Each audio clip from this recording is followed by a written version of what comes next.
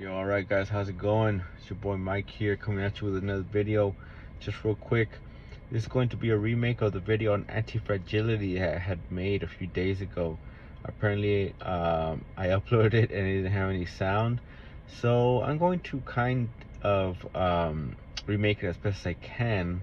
I think, I don't really plan these videos too much in advance. I just kind of think of a topic and I talk about it, right? So I'm going to do it was a really good video, so I'm going to try and do my best to summarize the best things I talk about in that previous video, okay? But the video is about anti-fragility, and this idea is a concept from business, from economics, right? More specifically from the author Nicholas Nassim Taleb, who is an economist and wrote this basically a long essay of a book, which is a little too long. The ideas are kind of drawn out, but I'm going to try and summarize it best here, and I'm going to tell you about how this idea of anti-fragility actually is being can be applied to an individual person, okay? And how this can improve your life by thinking in terms of reshaping your mind and adapting to stress. Okay, so the term anti-fragility, like I said, refers to the system's ability, or a business ability, to not only withstand stress and chaos, or problems, let's just say, but also to be able to grow and adapt to those issues, to those problems, to that stress. Okay, and so the best way that I can think of how to illustrate this in people's minds is that, think of like Amazon, right? When the pandemic hit, Amazon was able to thrive during those terrible conditions, right? Because as the stress in the economy got higher and higher, Amazon was only able to grow bigger and bigger, you know? And so the idea and the business model of Amazon was very flexible, very nimble, and so they were able to adapt quickly, and actually they were perfectly adapted for it, right? And they put a lot of other businesses in the same market, you know, out of commission, you know. And so now, if we think of a on the other side of a idea that is the opposite of this, right? Then that is the movie theaters during that time. Movie theaters had a very inflexible business model, and a lot of them suffered, and most movie theaters closed down, right? And so they were not anti-fragile, okay? And so they maybe were a little bit robust, but they weren't anti-fragile, and they were not resilient. Okay, so there's a difference between all those terms, which I will go over right now, but which again can be applied to individual people, but the main one that I'm going to focus on is anti-fragility. And so if you think of yourself in this way, in this manner, right, and if you can reframe your mental framework to think of issues and problems, chaos, whenever it presents into your life, not merely to tear you down and to basically put you out of business, right? But rather to help you grow and find things about yourself that you didn't know, and to get better and adapt. Okay? If you think about problems this way, then you are basically unstoppable. There is no issue that can ever touch you, and you will be able to survive no matter what. And this was able to be also seen during the pandemic, right? There was a lot of people that thought, okay, we're all gonna die, and I'm just gonna try and wear triple masks and all these things, right? And so they hid in their houses, and they most of them got sick, and some of them just lost their jobs and whatnot, right? It's an extreme, but a lot of people said, like me, if there is this mega virus out here, then I'm gonna do my best to get stronger, to get healthier, to get my lungs more compliant. You know what I mean? To get even more resistant to viruses than I was before. And so in that mindset, you can see the difference between being anti-fragile and being fragile, having a fragile mindset, and so this is pervasive.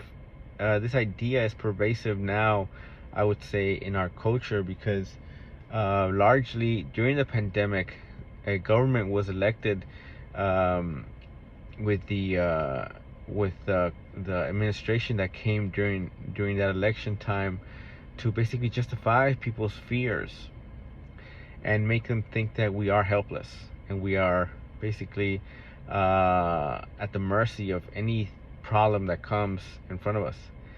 But I think there has been a huge reject of that idea, of that belief now, 4 years, 5 years later now. And I think people are starting to revoke these systemic ideological fallacies, and we're going back to a time of more individualistic, I would say, perseverance, right? And so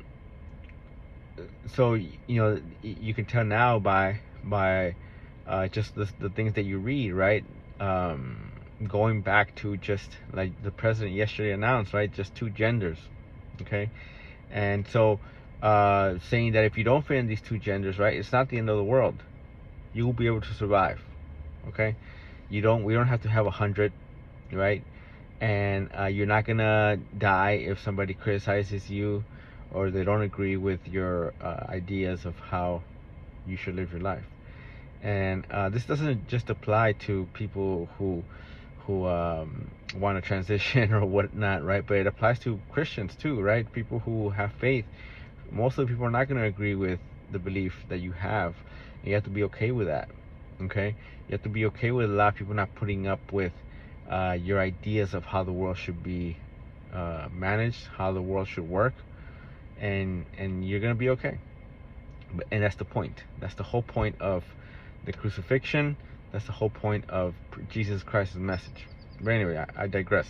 So then yes. So anti-fragility, like I said, if you can adapt that way of thinking, that problems are there only to test your resolve and to test your quote unquote, let's just say, software, right? To see if it's up to date and to see if it can get better, then if you start thinking of issues in your life that way, right, then literally you can go through divorce, you can go through illness, you can go through economic hardship, everything, and you will be able to thrive, okay? So changing landscape of your life. All right, so I want you guys to think about that. So just two things. You might say, well, isn't anti-fragility the same thing as resilience? The ability to come back, or to resist change without breaking.